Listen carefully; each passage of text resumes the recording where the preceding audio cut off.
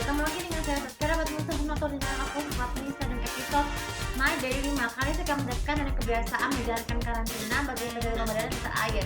Jadi demam berdarah itu merupakan demam penyakit yang disertai oleh akibat gejala nyamuk. Sedangkan serta air adalah kondisi tubuh tubuh itu mengalami batu-batu banyak-banyakan tidak hanya membiduran yang ditandai dengan akibat gigitan kuman dan virus. Tapi menjalankan karantina itu penting. Apa sih masalah karantina itu? Jadi karantina itu maksudnya adalah mengisolasi diri dari keluar rumah. Jadi di penyakit demam berdarah itu sebenarnya pernah fenomena di tahun 2000-an karena penyebaran perselingkuhan yang dengan virus nyamuk tersebut. Nah jadi penyakit virus secara air itu akan berkaitan kuman karena terlalu banyak membutuhkan sentuhan dengan benda asing. Nah jadi karantina itu penting melakukan karena untuk mencegah terjadi penularan ya. Kan penyakit demam berdarah itu kan tubuhnya kan tanda dengan rasa sakit kepala bagian belakang, sakit di bagian mata, muntah-muntah, letih, lesu, ataupun menjadi pada sedih ya. Nah, maka dari itu mengisolasi diri rumah itu penting banget supaya tidak terjadi kesembuhan. Sedangkan secara air itu terkait dengan tubuh dengan para pemantus ada bentol-bentolnya, terus juga ada kesulitan karena terdapat dengan benda-benda yang tersebut. Jadi apa yang dilakukan sama karantina di rumah? Pertama, selain istirahat deh. Pertama mengenai istirahat. Jadi istirahat sama istirahat juga merupakan penting supaya bukan berarti seperti terus.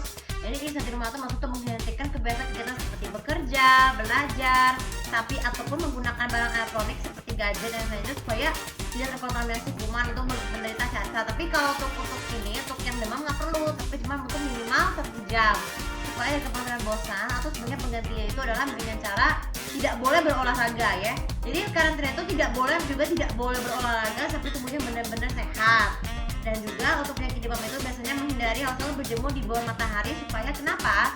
Karena tubuhnya banyak kering atau bau demam berdarah tersebut. Jadi mengisolasi yang maksud itu tidak boleh keluar atau tidak boleh keluar dari kawasan rumah. Cukup misalnya kalian bisa duduk di balkon ataupun di teras yaitu menghindari untuk berjemur.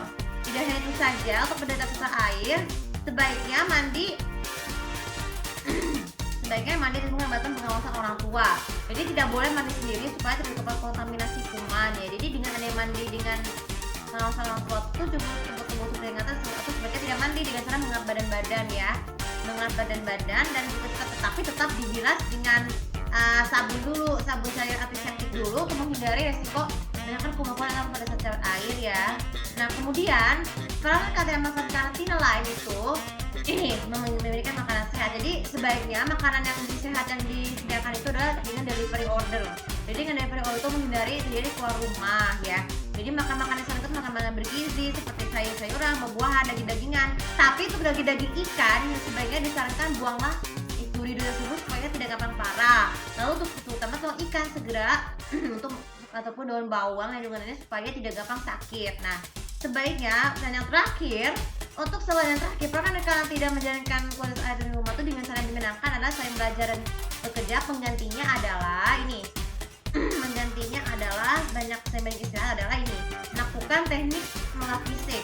Jadi olah fisik merupakan pengganti olahraga di luar. Jadi olah fisik dengan cara melakukan yoga ataupun dengan cara melakukan meditasi dengan berpikir supaya penyakit yang ada dalam tubuh itu bagi demam berdarah atau sesak air itu cepat sembuh. Jadi dengan adanya melakukan berpikir dan meditasi itu pikiran kita tuh insya Allah doanya akan dari kita yang akan menuntut kepadanya itu akan segera diangkat penyakitnya ya.